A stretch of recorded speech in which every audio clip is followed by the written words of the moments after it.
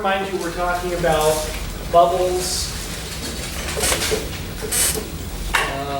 Help if I can spell bubbles. Surfaces, surface tension, surface energy, because as I rattled on for a very long time, it has a lot of applications in more of the modern things that people care about, which are biological cells, I'd say cells, membranes, right? Membranes are kind of what people are focused on now because that's how you communicate to a cell.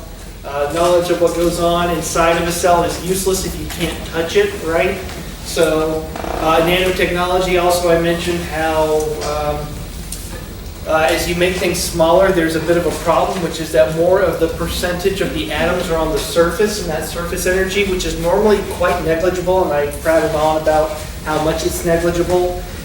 When you make small Intel little wires, a tremendous amount of the total number of atoms are actually sitting on the surface. Not 100%, that's only a single atom, but you're talking like 10%, 20% of the atoms in these nano-sized objects are now sitting on the surface, and they don't experience energy from a bulk. They have this surface energy that's kind of a big deal once there's enough of them. And to remind you that, just again, reminders as always, and now I'm lost, that work for a surface is the surface tension times the change in surface area. Remember it's mostly different because it's no longer negative. Remember, this is a PV analog. So instead of volume, I've got area, and again, sigma instead of an A, so you don't get confused with Helmholtz energy, because I blew that up on the last test, second test. And surface tension is the 2D analog of pressure. It's a lot funkier though, and especially because there's no minus sign. And just to remind you that when you think about A is very relevant for constant temperature, right? So we don't like to think about H or U because those are at constant entropy. Those are useful energies at constant entropy, but really nothing does that. Constant temperature, that's how the world actually works. It's just a practical thing. And so A at constant temperature is the work, so that's this guy. And we know that spontaneous processes require that energies go down. Okay, and so I mentioned that means that things shrink, right? Surfaces shrink. So I'll write that down. So therefore, surfaces shrink. They naturally want to get smaller. Now, let me also remind you that, don't write this down, but if this is, negative, surface tensions like pressures are positive, these want to naturally be negative. Now, remember, if this was PV, I've got a minus PVV.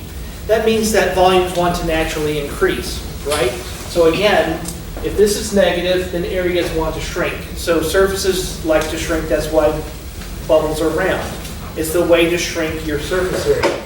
But if this was a gas, and I'm talking about PV, then negative, negative, then positive. Volumes want to increase, right? Naturally, increasing the volume of a gas is a spontaneous process. You know gases, if given the opportunity, gases always expand, right? So hopefully, I'm just trying to guide your gut instincts about this.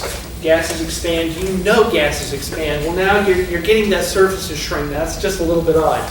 Also to remind you, the reason is entropy. Remember that compression, and here I'll write that down, compression, and that means that the change in surface area is negative, leads to a positive gain in entropy. So remember that from last time. I'm not going to redraw that, but I talked about how you have to stretch water at a surface. So I'm talking about a water droplet. And if you stretch it, it has a loss of entropy, but if you collapse back down, it has a gain of entropy. That's why this is happening. Contrast that to a gas. If a gas expands, we've already worked the equations, it gains entropy, right? Expansion is gain for a gas. Compression is gain for a surface. So that's why that there's a positive and not a negative. So I went over that blah blah blah a zillion times. I'm just hoping that kind of settles in. was a little uncomfortable last time because when I go to surface land, all my rules get kind of flipped over because of that minus sign is not there. So I got a little bit perturbed myself. Another thing, again, I know I was a little bit rattled when we talked about bubbles, was the pressure. We talked about the pressure of a bubble and how the interior has to match the exterior. So if I blow a soap bubble, the interior pressure has to be at least, let's say, 1 bar. It has to be a bar or it collapse. But actually it has to be a little bit higher. It has to be a little bit higher than a bar because that bubble is defined by the soap that makes it, and that soap is trying to collapse. So the interior pressure is actually a little bit higher. It has to handle the balloon it's in wanting to deflate. And of course it still has to fight atmospheric pressure to begin with. It always had to do that. And another thing I did was, again, I'm really sorry about this if this was really a little bit off my game, because that freaking minus sign. Remember that force times distance is work?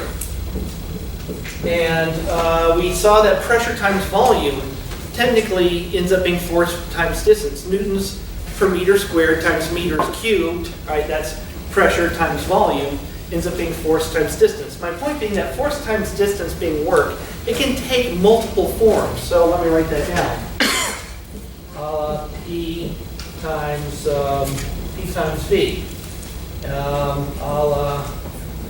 Gamma times surface area, right? So, and why don't I put this make it a little bit more concrete? Force times a change in distance. Pressure times, I want to make it look a little bit more familiar. Pressure times a change in volume. Let's put a negative sign there so that again it's familiar. That doesn't really matter, by the way, but the units still work out because partials have units. But okay, so again, big picture is force times distance can take on multiple forms as long as the units work. That's why I always obsess with units. So minus pressure times volume, surface tension times a change in surface area. And when I was talking about bubbles, and again, this is where I was just getting a little cross-eyed, is that we can convert this, instead of a change in area, we can actually convert this to a change in distance. So change in volume, change in area, I can actually convert that. So 3D, 2D, I can convert that to 1D. And I did that by, again, this is for bubble. So that formula I came up with 8 pi gamma, surface tension, radius, change in radius. Okay, so this is still force times distance, this is work. This is the work of changing the radius of a bubble. It's this guy, but with the units rearranged, essentially, right? All these are force times distance. We can just kind of shift the units around. I can put 3 dimensions here, 2 dimensions, or I can make this 1 dimension. It's all still the same. And just recall how I did that. It was just a little bit of geometry from the sophomore of high school. And what we got out of that was that the interior pressure, and again, this is of a bubble, is, again, 1 bar, I'll just call it Q naught, plus 2 gamma over R, 2 times surface tension over R. And so smaller things are at higher pressure. And yeah, that's really a little bit of a long-winded review. But what I want to cover next is actually, this is very applicable to nanotechnology, especially kind of my world. So I'm teaching a little bit of my own research here. But what this is, what I'm going to cover next is technically a phase diagram of water bubbles, of droplets. Yeah, I won't say bubble anymore. This is of a droplet. So this is more like of a soap bubble, like a cell. So let me cover the phase diagram of a water droplet.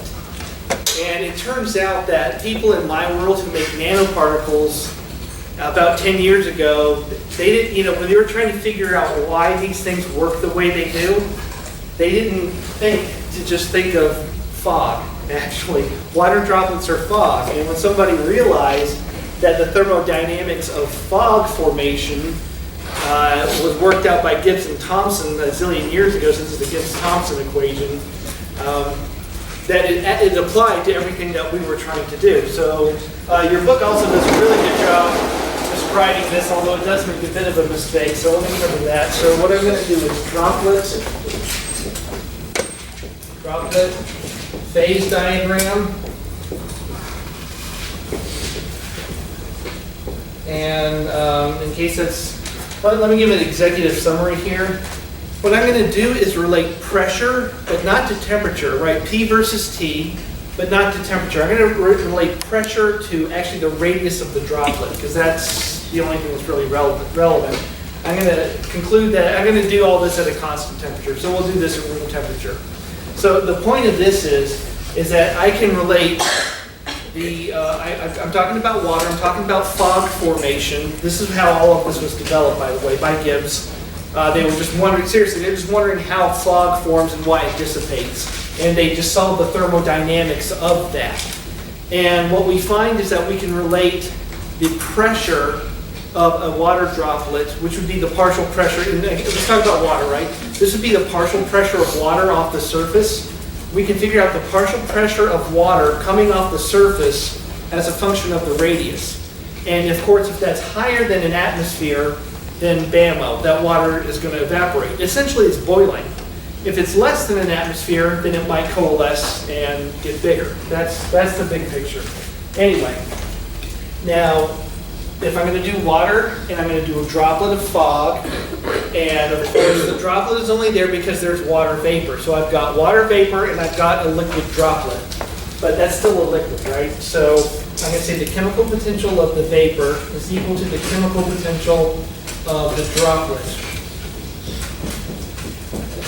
Okay, and that's all fine and good, but remember I mentioned to you that really you want to make sure that the change in chemical potential is equal to the change in the change in one, change of the other.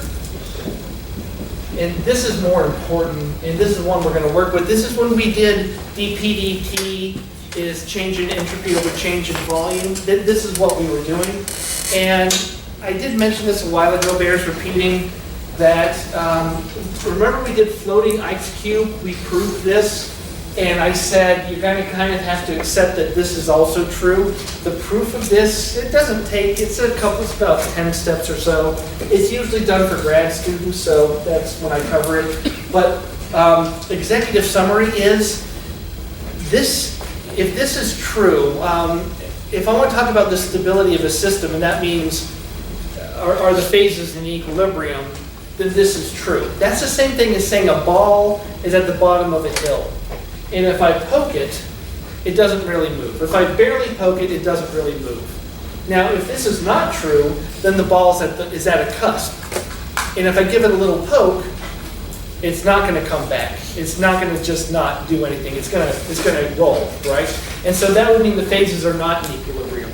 That would mean that, like in my example of my mom's water cup, when she heated the cup of water and it was like still a liquid, it wasn't boiling, and she put her spoon in it and it exploded, that's when this is not true. Okay, so just trust me that there's a mathematical proof of this. That's not terrible, but regardless, I'm going to just work underneath this, and as usual, we'll do entropy.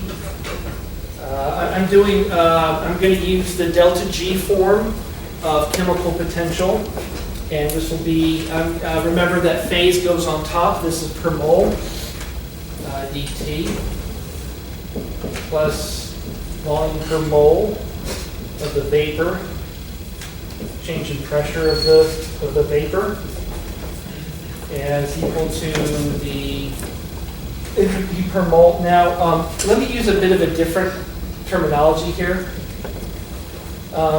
The droplet is a liquid. Okay, so this way, if I plug in numbers, I want you to know that you need to look at the entropy in the table in the back of the book for the liquid, right? You know a water drop is liquid. I'm just not using the best terminology here. Okay, change in temperature, plus the volume per mole of the liquid, 18 mils per mole. Liquid.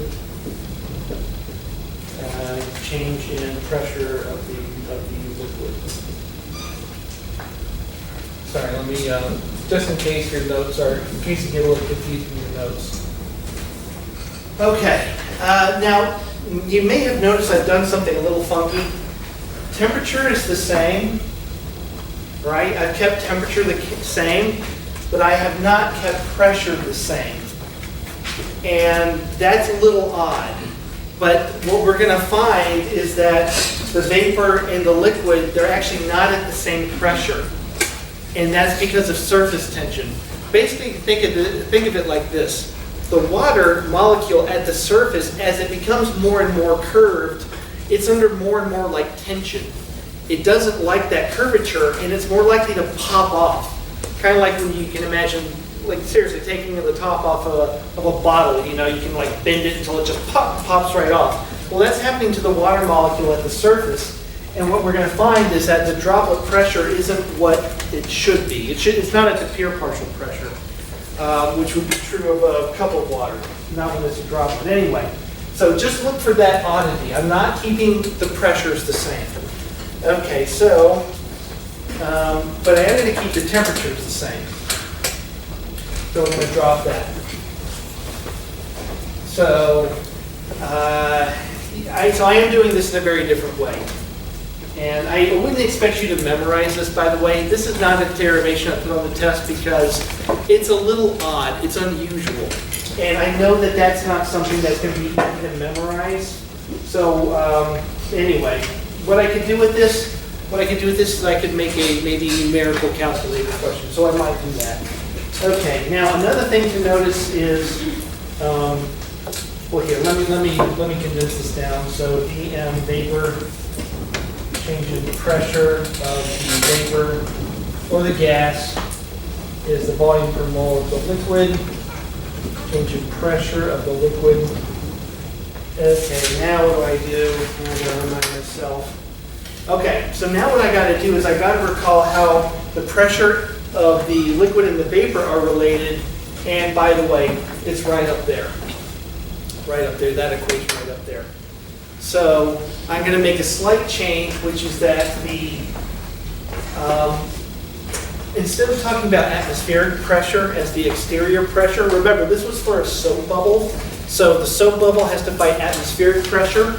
The water vapor has to fight its own vapor pressure, right? There's no bubble, right? Bubbles, not bubbles, right? So the vapor pressure that's relevant to water is that of water.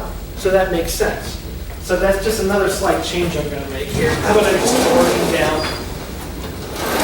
Only a couple more steps. So this is a kind of derivation that again, you wouldn't just be sitting down and decide that you wanted to start deriving stuff about droplets and just naturally find this.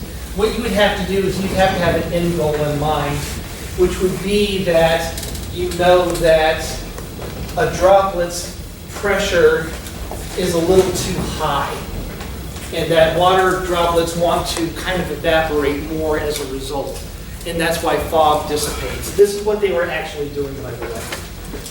Okay, so if the pressure of the liquid is equal to the pressure of the vapor plus a little bit extra of the droplet. Now remember, this is inside, this is outside, and this is also, you can think of this as also being on the outside. These are the water molecules at the very surface. They're not in a happy place because they don't have enough bonding partners. Remember that a water inside has water all around it, but a water on a surface doesn't. If I'm standing at a surface, it's like half the world is up, half the world is down. That world down, the rest of the water is where, you know, I'm a dolphin. I'm used to being in the water. But when I'm halfway out, it looks like half my world is gone, and I don't like that. So that's where that's coming from. It's not helping. All right, so now I've got to do the change in pressure, because that's what I've got from my equal change in chemical potential Dealey. And okay, so this ends up being kind of very simple. And how would you know to do this? Yeah, I don't know. That's why I wouldn't really ask this on a test, because it's like I'm making all these calculus, like, oh, I'm going to change this, this, and this. And how would you know? I guess, and I can look at this, and I've studied this a couple times, it makes sense that I'm trying to develop a pressure radius diagram, so that's what I'm saying can change. So, because the only other thing I could say, change of this is related to what? Well, I'm going to change the radius of the droplet just through some experiment. I can't change the surface tension of water. How could I do that? Right now, I really can't. So that's why I'm making these changes the way I make them. Okay, now, all right, so now where am I? God, sorry, this has gotten a little ugly, hasn't it? Here, let me write down, my notes are a little screwed up here. Let me write all this down again. Okay, now I'm going to write the change in the liquid. I'm going to write this guy here. That way it makes a little bit more sense. Again, look out for my twos and gammas or alphas, those look the same. Okay, so I've just inserted my change in pressure for the liquid. I just inserted all of this here. Okay. All right, next step is, you see now I can figure out what the change in pressure of the vapor is. And I'm just going to go ahead and do 2 steps of algebra. So I'm going to take the the volume per mole of the vapor minus the volume per mole of the liquid, and I know that I can factor out the change in vapor pressure, and I can divide by that 2 times gamma volume per mole of the liquid. And that is equal to the change in 1 over R.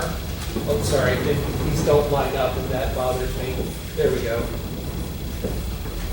Yeah, I gotta go see the mental doctor.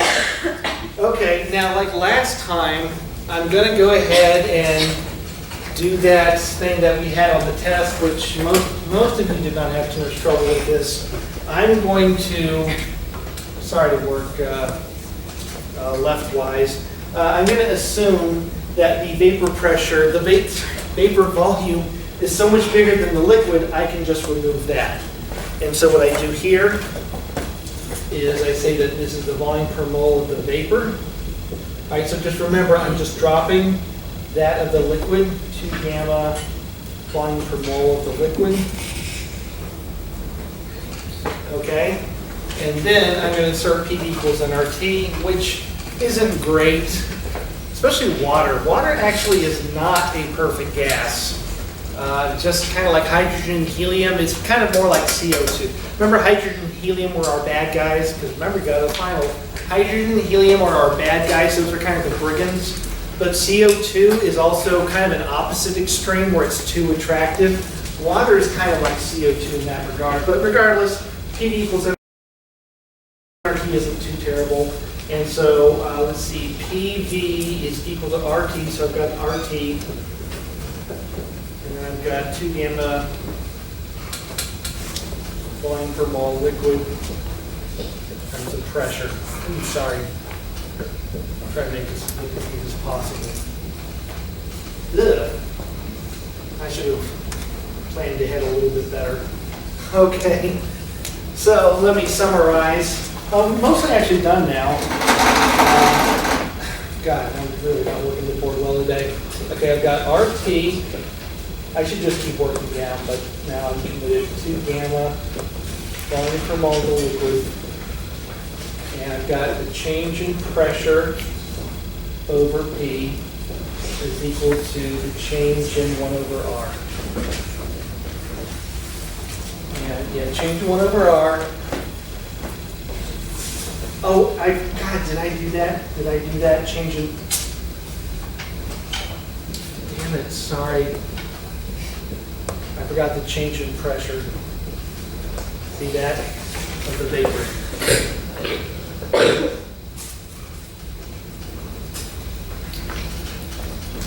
So this is the vapor pressure. Okay. And note that this would be the pure partial pressure of liquid water. I mean, I can do this for any liquid, but I'll just remind you, just in case, you know, hopefully at this point you kind of have a good sense for what this is. So pure partial pressure of water, which you worked out in one of your homeworks at SDP was 300 pascals, right? Very low. If it was higher, every time you walk outside, you'd get soaking wet. And at 0 degrees, that's 600. I remember that's the one that I keep using just because that's the one I remember. So anyway, all right. Now what I do is I would integrate both sides. And something I would not put on the test, although I had emphasized, again, the teaching of calculus as it applies to things that are real, that the inputs of the calculus equations are not just exercises in X, Y, and Z. They actually mean things. I've told you several times that the partials dictate the limits, and the limits better speak to each other. And so over here, let's start with the pure partial pressure. Okay, so the partial pressure of H2O. And now I've got to figure out what the radius is over there, which matches it. Okay, now that hopefully is somewhat confusing. I kind of like this. Maybe I should put this on the test. But I'm going to go ahead and tell you it anyway. All right, now, remember when I first introduced vapor pressures and I mentioned how when things mix, you measure the vapor pressure, you measure its chemical potential, and because the liquid cup of water is in equilibrium with its vapor, that the chemical potentials were equal. And, wait, what about that? Now I'm lost myself. What the hell am I talking about? I totally forgot. Oh, I'm crazy. Oh, yeah. The radius, thank you. Thanksgiving, right, or Halloween? Anyway. Okay, right. Now, so again, think of that picture. I got a cup of water, and there's vapor, and we were measuring the partial pressure. And later, I dumped some ethanol into it, and I measured the partial pressures, yada, yada, yada, and I figured out the delta G of mixing because what happens in the vapor is in equilibrium with the liquid. Remember how we borrowed the equations for the vapor and applied them to the liquid. That was Raymond's law. Now we got a final. The point of this is that pure partial pressure of water was measured from a cup. Now, a cup of water is really really far away from a droplet. So by the way, if I probably should emphasize this a little bit more. Water droplets, when I'm doing these calculations, the water droplets better be really small. This is not a drop of water flung from a straw, right? This isn't a water droplet you can see. This would be tiny. These effects only appear when you're talking about objects smaller than you can see. So, the pure partial pressure of water comes from a cup, which I can see. The radius of that droplet, if I want to say a cup of water is a droplet, that's fine. It just has a gigantic radius. So, knowing that this is 1 over a radius, the limits are the radius, what radius would I use? A big number or a small number? What was that? Now remember, this is a droplet that has that the vapor's partial pressure is that of the pure liquid. If it gets smaller, it's going to be higher, by the way. But this beginning point, if I say that I'm going to start at the pure partial pressure of the liquid, that pure partial pressure comes from measuring that from a cup of water. How does that relate to the radius of a droplet? Big or small? Big, right. Very, very big. In fact, it's called infinite. There we go. Right. Again, only when a sphere is very large is it bulk. I don't know when you say something's bulk and something's not. That actually confuses me. No one knows the answer. But if I have a very large sphere and I have a little mass spec or some device that can measure the partial pressure of the vapor, if it's the size of a cup, I better be measuring 300 pascals at SDP, or if I'm at 0, then it'd be, 3,000 pascals at 25, and if I'm at 0 degrees, it would be 600, like I've said many times. Okay, now what I do is I'm gonna lower that droplet to a smaller size. I don't know. I don't know what it is. I'm going to call it R. And I'm going to measure a different pressure, and I'm just going to call that P. Okay, again, not to just solve equations. I mean, I could easily just written this stuff up there. It means something, right? And again, I'm not going to emphasize this so much, the calculus of integrals, the physical meaning of integrals in this class. That's 344. This class has been more on derivatives, so on the final, look more for that. But anyway, in 344, next semester, you're going to have this coming out of your ears. This all day, every day are integrals, by the way. Okay, so what do I get? Natural log, so there's not much more to this. Natural log of the pressure divided by the pure partial pressure. And again, since I'm going to just exclusively work with water, is equal to 2 gamma, the volume per mole of the liquid. And I know that 1 mole has 18 mils, but remember to work with meters cubed if I ask this on the final. That's something a lot of you, that one giveaway calculus question, not calculus question, the one calculator question I gave you, a lot of you blew it because you worked in kilojoules. Remember that one, the Pluto question? You worked in kilojoules, that's not standard SI. Bammo. Don't do that. You should know what standard SI is.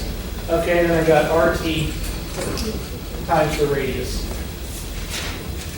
Okay. Now, so what?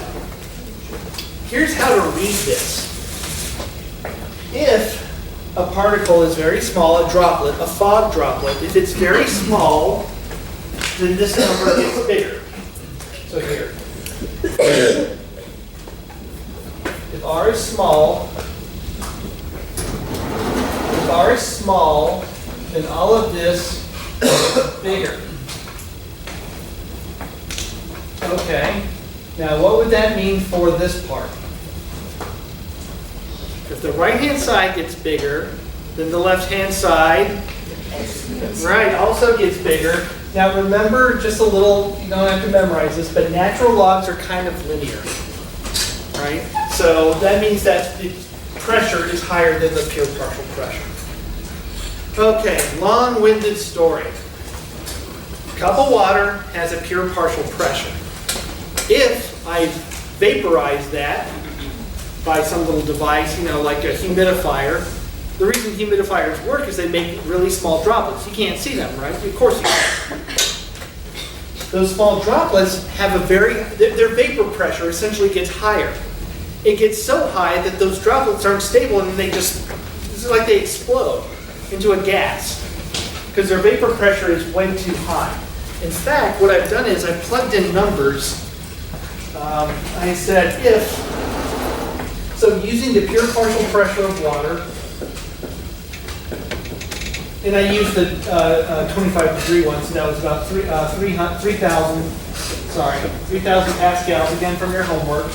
And I said if the final pressure was 1 bar, then, and of course I looked up the surface tension of water, and of course I made sure it was in the proper kilograms, meters, and all that. Then R is roughly 3 times 10 to the minus 10 meters. Now that was kind of a neat result because that's about the size of a water molecule. So figure out the volume from that radius, and it is basically the same as that of a single water molecule. Which means that if a droplet gets so small that it's essentially a gas, given how this world works, it's a gas at 1 bar of pressure. Because how else would you have gaseous water? It has to be at a bar of pressure, or it wouldn't be, it would coalesce to a liquid. So it all makes sense. Actually, it's just damn near perfect. So, and here's another thing. Now, remember I was telling you that this was done to examine fog formation. And now the reason that this is happening, let me give you a bit more of a generalized picture of why this is doing what it's doing. This is something, again, I covered this in grad school, so I'm going to kind of simplify it. So again, this is called the Gibbs-Thompson equation. It actually is used to explain this. And what you want to do is look at the chemical potential of a bulk. Again, that's the cup of water minus the chemical potential of the surface. Okay, so this is what I'm plotting. Now to do that, let me plot the chemical potential of a the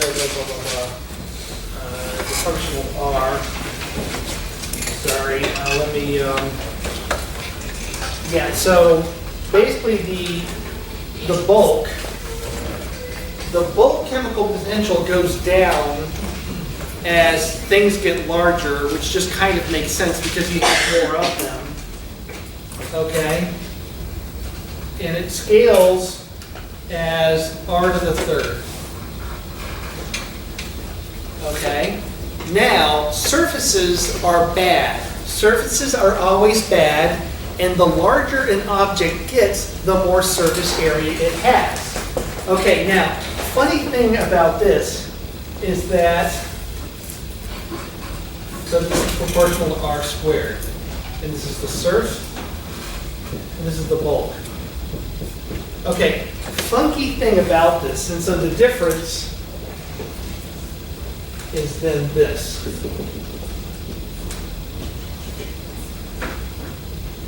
Goes like that. Again, so this is the difference chemical potential.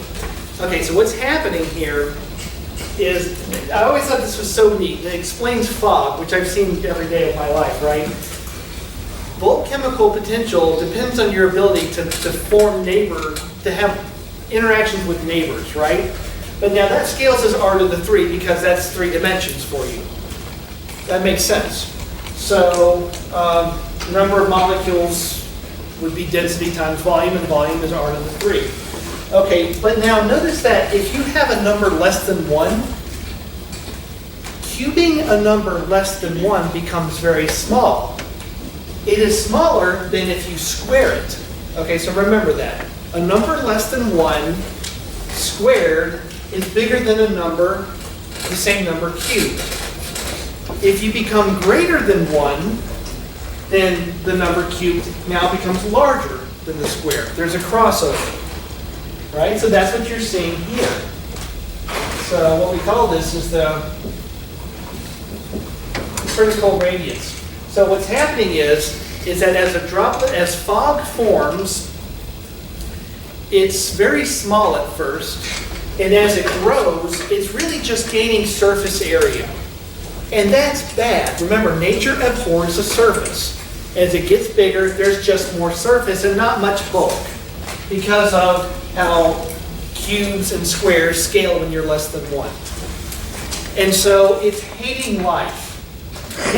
Things are only getting worse. But as you get big enough, eventually the fact that more water molecules are on the inside, and they love to be on the inside. They hate the outside, but they love the inside. Once you get to a certain size, most of the water you add goes inside. And they're happy with that. So once the droplet gets to a certain critical radius, it will now be stable and keep forming. So what happens is, when fog forms, is that the droplets are just over the critical radius.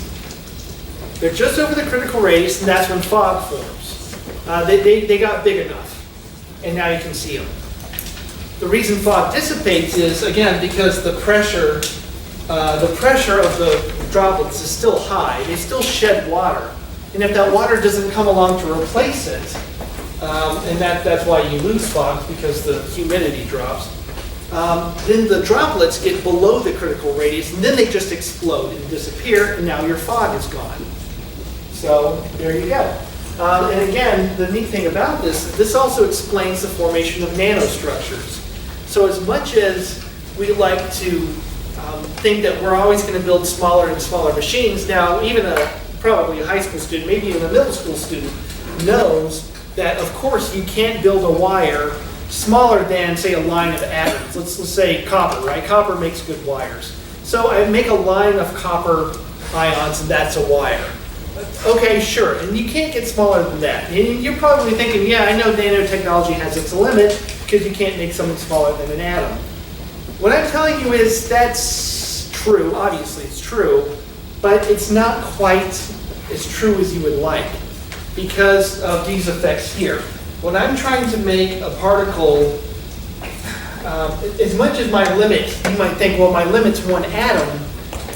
No, my limit's maybe a couple of hundred atoms.